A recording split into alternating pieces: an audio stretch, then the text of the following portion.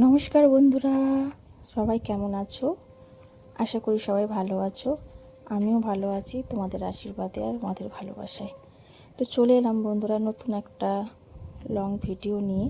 তো এই ভিডিওটা আমার গ্যালারিতে অনেক দিন থেকেই পড়েছিল, আমি এডিট করার মতো সময় পাইনি, তাই আমি ভিডিওটা করে দিতে পারিনি। আজকে সময় করে ভিডিওটা বানালাম। আমি গিয়েছিলাম বোনের বাড়ি, ওর 7 মাসের স্বাদের একটা অনুষ্ঠান ছিল, ওখানে গিয়েছিলাম স্বাদ খাওয়ানোর জন্য।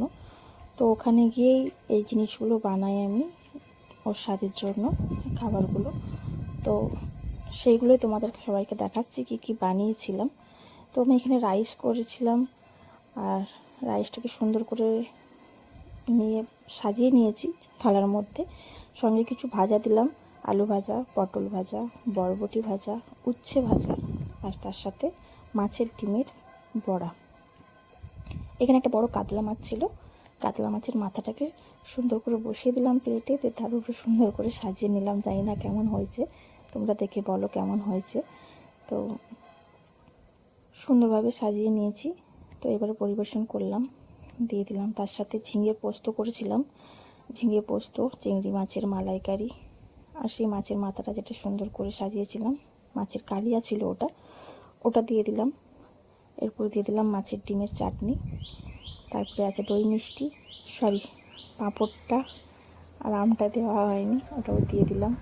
সঙ্গে দিয়ে দিলাম জলের গ্লাস। ও বসে গেল খাওয়া দাওয়া করতে। তো কেমন হয়েছে বলো বন্ধুরা।